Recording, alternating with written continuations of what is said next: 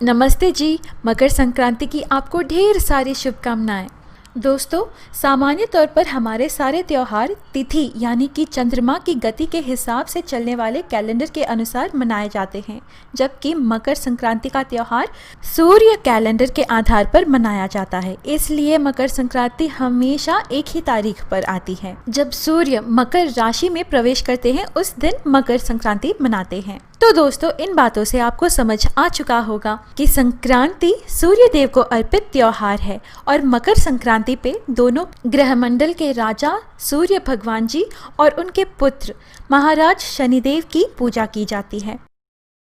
तो आइए दोस्तों, मकर संक्रांति का महत्व एवं कथा। मकर संक्रांति कैसे मनाते हैं, पूजा विधि एवं नियम, मकर संक्रांति पर क्या दान कर सकते हैं और शुभ मुहूर्त, ये सब जानकारी इस वीडियो में जानते हैं। दोस्तों, हिंदू पौराणिक कथाओं के अनुसार इस विशेष दिन पर भगवान सूर्य अपने पुत्र भगवान शनि के पास जाते हैं। भगवान शनि मकर राशि के स्वामी हैं, इसलिए इस दिन को मकर संक्रांति कहते हैं।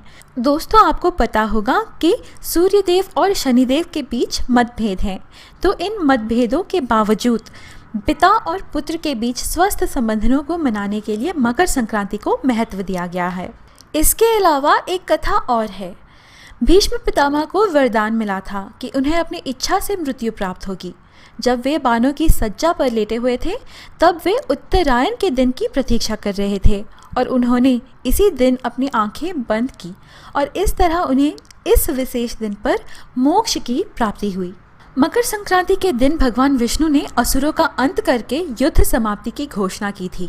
इस दिन को नकारात्मकता पर सकारात्मकता की जीत का उत्सव मनाया जाता है। एक अन्य कथा के अनुसार माना जाता है कि इस दिन गंगा को धरती पर लाने वाले महाराज भागीरथ ने पूर्वजों के लिए तर्पण किया था। उनका तर्पण स्वीकार करने के बाद मकर संक्रांति के दिन ही गंगा मैया भागीरथ के पीछे पीछे चलकर कपिल मुनि के आश्रम से होकर सागर में जा मिली थी। इसी कारण से आज के दिन गंगा स्नान और तीर्थ स्थलों पर विशेष स्नान और दान का महत्व माना जाता है और इसीलिए मकर संक्रांति पर पूर्वजों के लिए तर्पण किया जाता है। दोस्तों, इस दिन से उत्तरायण शुरू होता है। शास्त्रों के अनुसार उत्तरायण को देवताओं का दिन यानी सकारात्मक का प्रतीक माना गया है। भारत देश उत्तरी गोलार्ध में स्थित है, किंतु मकर संक्रांति से सूर्य उत्तरी गोलार्ध की ओर आना शुरू हो जाते हैं। अतएव इस दिन से रातें छोटी एवं दिन बड़े होने लगते हैं तथा गर्मी का मौसम शुरू हो जाता है। मकर संक्रांति से ही प्रयाग में कुंभ मेला लगता है। सबरीमला यानी कि केरल के अयप्पा मंदिर में इस दिन मकर विलक्कू के नाम से बड़ी श्रद्धा से मनाया जाता है। तो दोस्तों, ये है मकर संक्रांति का महत्व और उससे जुड़ी कुछ कथाएं। अब उसकी पूजा विधि भी जानते हैं। सबसे पहले तो पूजा और दान के लिए पुण्य और महापुण्य काल का शुभ मुहूर्त जानते हैं।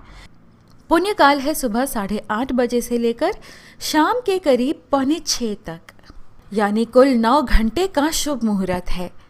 महापुण्य काल है सुबह 8:30 बजे से लेकर सुबह 10:15 तक, यानी कुल 1 घंटे 45 मिनट का महापुण्य काल मुहूर्त है।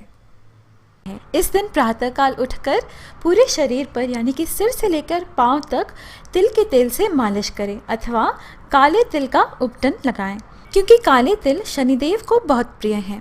गंगा स्नान या किसी पवित्र नदी में स्नान करना अति उत्तम है। स्नान करते वक्त मन में गायत्री मंत्र दोहराना चाहिए। ओम भूर्भुवः स्वः तत्सवितुर्वरेण्यं भर्गो देवस्य धीमहि धियो यो न प्रचोदयात्।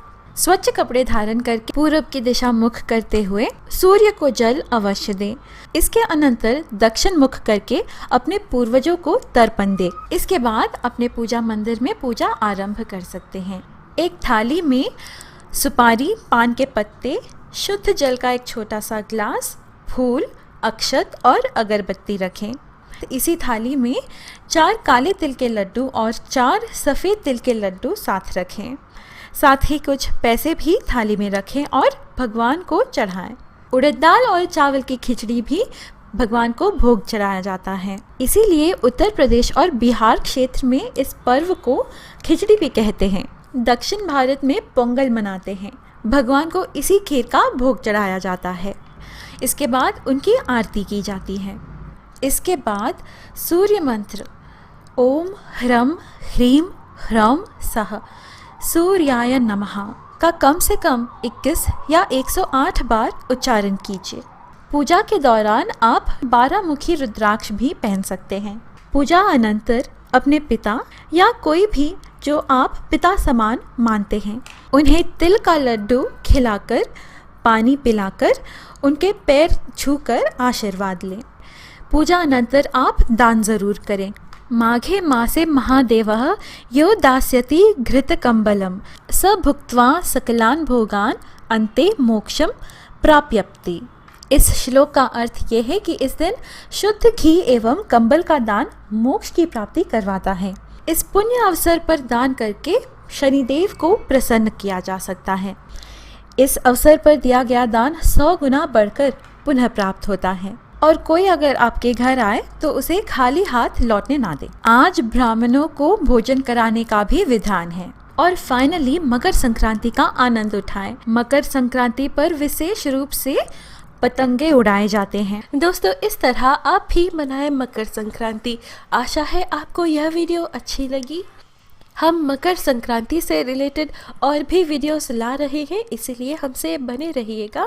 हमारे चैनल पवित्र वचन को सब्सक्राइब कर ले। अभी मुझे इजाज़त दीजिए दोस्तों, हम फिर मिलेंगे अगली वीडियो में। स्वस्ति।